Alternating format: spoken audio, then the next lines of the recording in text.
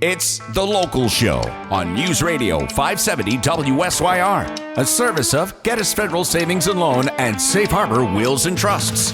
The Local Show, featuring conversations with business owners, employees, and local business leaders about their successes, challenges, and reasons for doing business right here in Central New York. The Local Show is locally produced by Zoe Advertising. Now, your hosts, Tom and Steve.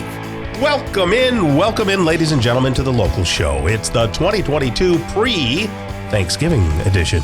I'm your host, Tom Soccocio Jr., along with my friend and co-host, Steve Roberts. On The Local Show, we have conversations about local business with business owners.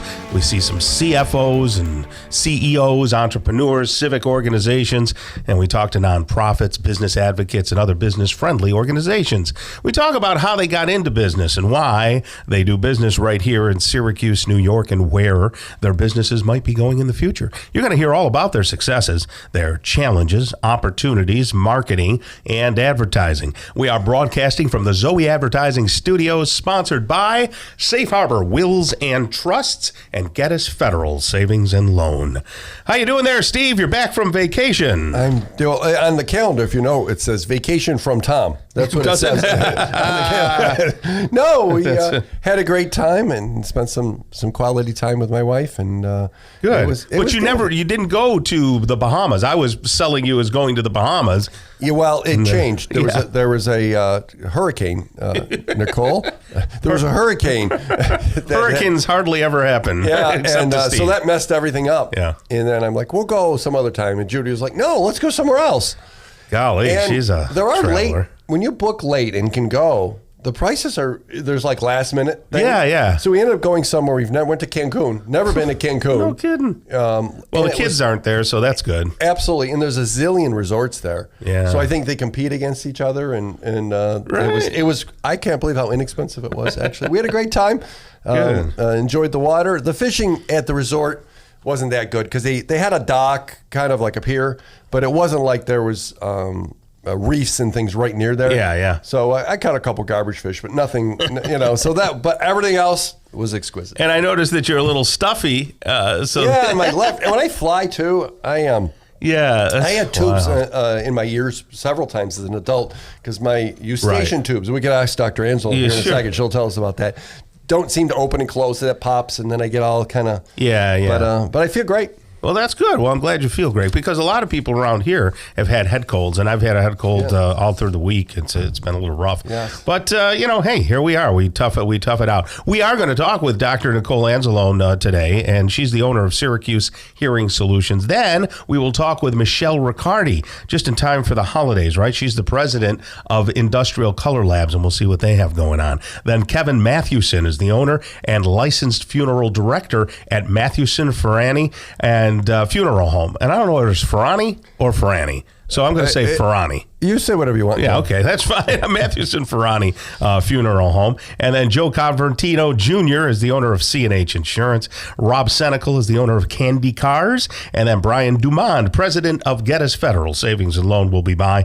Dr. Richard Malera is the owner of Malera Eye Care and Eyewear. He'll have a conversation with us along with Natasha Schmidt, who is the co-owner of Rubberstone, New York. She will round out the full day's events. So right now, let's say a hearty, healthy good morning to Nicole Anzalone. How are you, doctor? Good. How are you doing? Hanging right in there. So Steve was talking about his eustachian tubes because they get plugged when he flies and everything. As kids, do they actually take the eustachian tubes out? No. Oh, you can't take them out, right? No. Okay. What do they do? They put a hole in there. It actually it's a narrow tube that connects your sinuses, your ear to your throat. So it is an extension of your sinuses, and it's really thin and small. It's about the diameter of a pencil lead. Oh wow, I didn't know it was that small. Yeah. No wonder it can get plugged easy. Little. And so what happens is it's made of smooth muscle tissue. So it normally stays closed, and then when you swallow or blow your nose or sneeze or whatever, it opens up temporarily and it equalizes pressure on either side of your eardrum. But sometimes people have problems with it not opening, not equalizing, in which case people, normally if someone's congested or stuffy, it may happen because it gets inflamed. and then it just can't open up. So that causes ear congestion. Sometimes you feel like you can't hear well.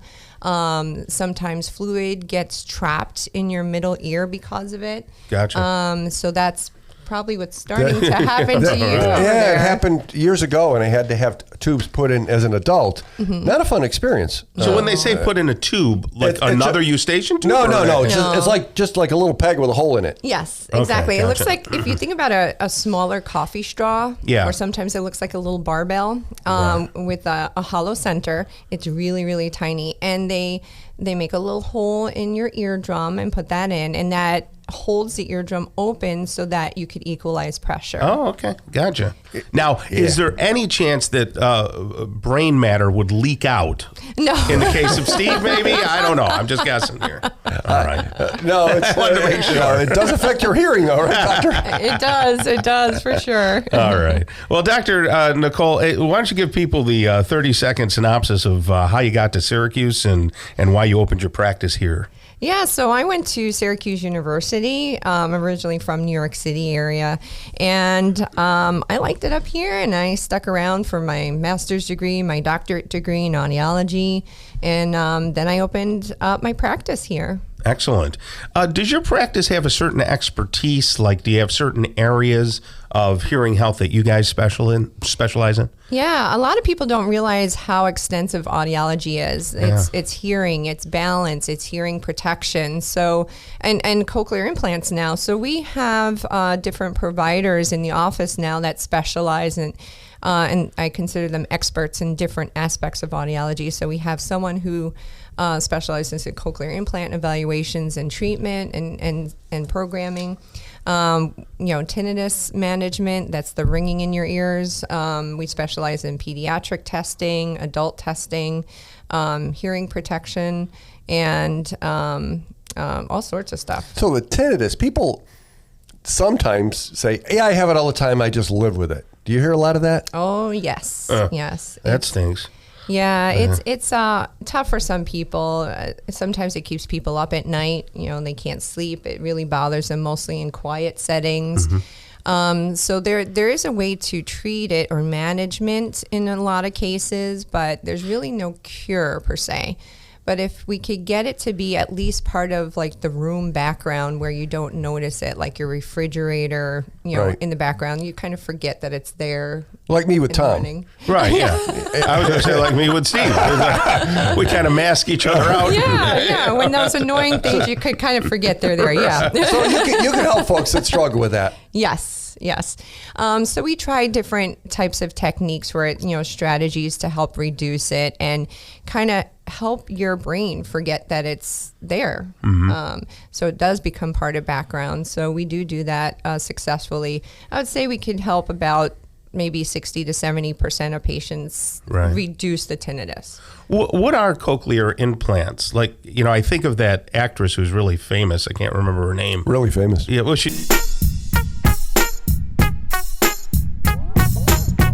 Marlene? That's it. Marlene Roberts? Yeah, something Marlene, but I think her name is Marlene, or yeah. And she's deaf, right? And but does she have cochlear implants? I thought that she did. She can like talk sometimes, but then she signs. Either way, what do cochlear implants do for people who are almost deaf? Yeah, so a cochlear implant is for someone who cannot benefit from hearing aids. Their hearing loss is so severe that hearing aids just don't help them anymore.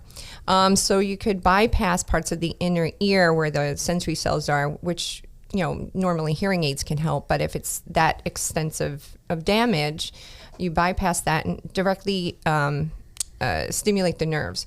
And it's really successful, actually. Someone could not hear anything at all and then hear their family. Rush Limbaugh had that, Tom. Yes, Oh, right. did. Yes, that's right. And he went from Yes. nothing to being able Incredible. to hear. And briefly, somebody wanted to get a hearing test. Is that a complex, long thing? Just something you can do? No, it's something that we could do. It's very simple and quick. It's painless. You just put headphones on like we have on and you just listen for sound and tell us if you hear it. And in children, we could do things another way to figure out what their hearing is like. But it's very, very simple. Very good.